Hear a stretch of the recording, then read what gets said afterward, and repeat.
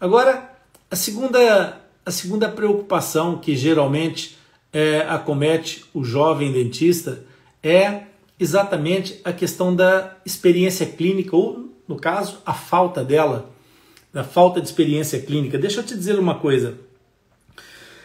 A experiência clínica, ela na realidade adquire-se com o tempo, com o exercício, com a prática clínica.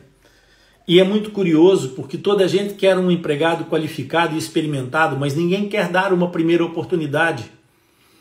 Então, como é que a gente consegue quebrar essa cadeia? Uma das dicas que eu posso te dar para você que está começando agora, para quebrar exatamente esse início, esse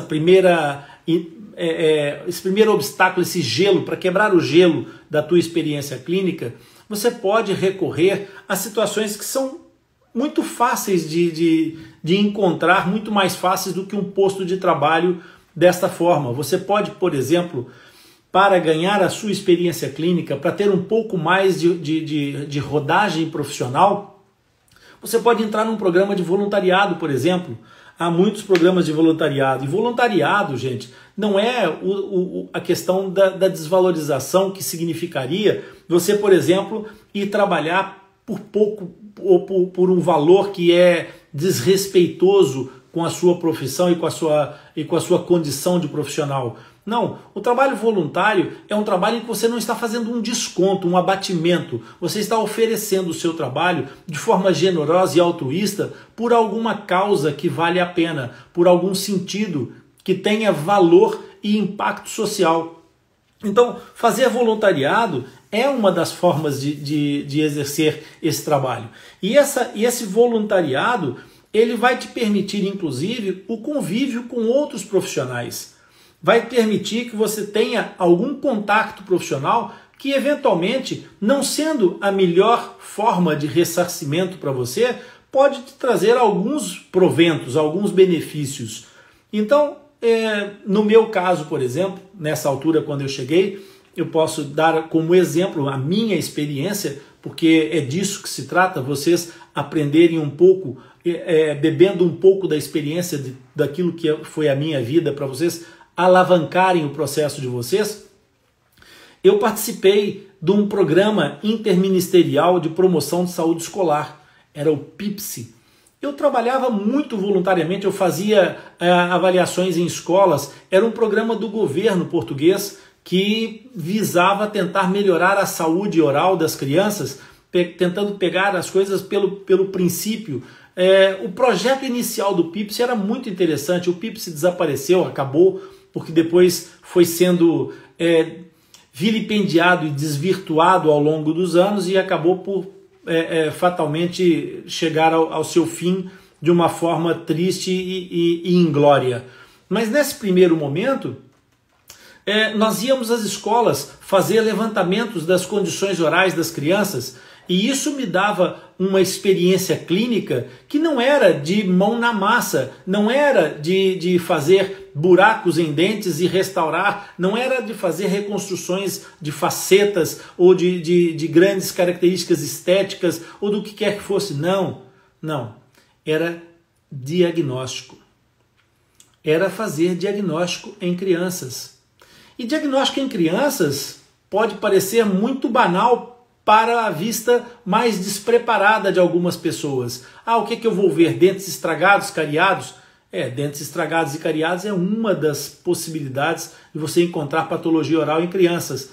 Mas o PIPSE nos permitiu avaliar crianças de uma quantidade de diferentes origens, estratos sociais, condições econômicas, condições sanitárias muito extensa. Isso me deu uma vivência clínica em termos de diagnóstico muito importante.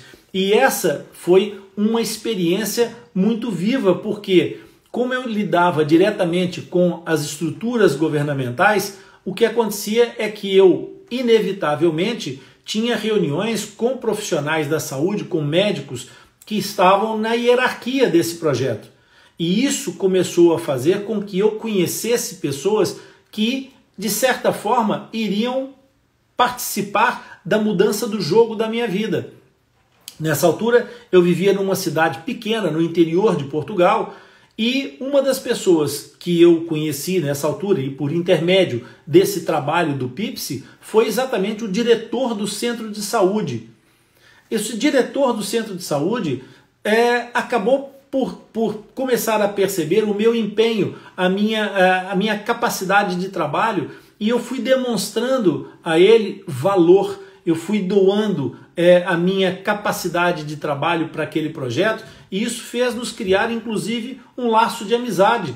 Eu e o Antônio Vacas, que era o diretor do hospital, acabamos numa determinada altura frequentando a casa um do outro, íamos jantar juntos, e isso, obviamente, que para além do elo de ligação que cria em termos pessoais, também cria uma ligação profissional, porque eu era amigo desta pessoa que dentro de um esquema de trabalho profissional tinha uma posição hierárquica. Obviamente que as pessoas acabavam por receber indicações dessa pessoa com essa autoridade, no sentido de dizer, olha, aquele profissional é um bom profissional, aquele profissional é um profissional responsável. E isso começava a construir a minha imagem. Então, essa experiência clínica, ela pode surgir exatamente a partir de situações tão simples como essas, de ações sociais que vão gerar reconhecimento profissional. E esse reconhecimento profissional, ele pode certamente reverter na sua valorização profissional, ao mesmo tempo e concomitantemente, enquanto você ganha experiência clínica. Ah, mas isso era só diagnóstico, mas eu queria era experimentar extrações dentárias, tirar sisos, fazer cirurgias orais, fazer implantes. Ô, pessoal, ninguém começa por cima, a gente começa de baixo para cima. As construções não se fazem do telhado para baixo. A única construção que se faz ao contrário, do telhado para baixo, são as odontogêneses, que começam pelo esmalte dentário e depois é que constrói as raízes. De resto, todas as construções começam pelo alicerce. E o alicerce é essencial se vocês querem chegar a algum lado, se vocês querem realmente, em algum momento, ser um dentista fora da curva, um ponto fora da curva, um dentista fora da caixa. Essa é uma grande questão. Portanto, falta de experiência clínica, às vezes, também é falta de inércia ou falta de atitude. É preciso ter uma atitude proativa, como eu disse.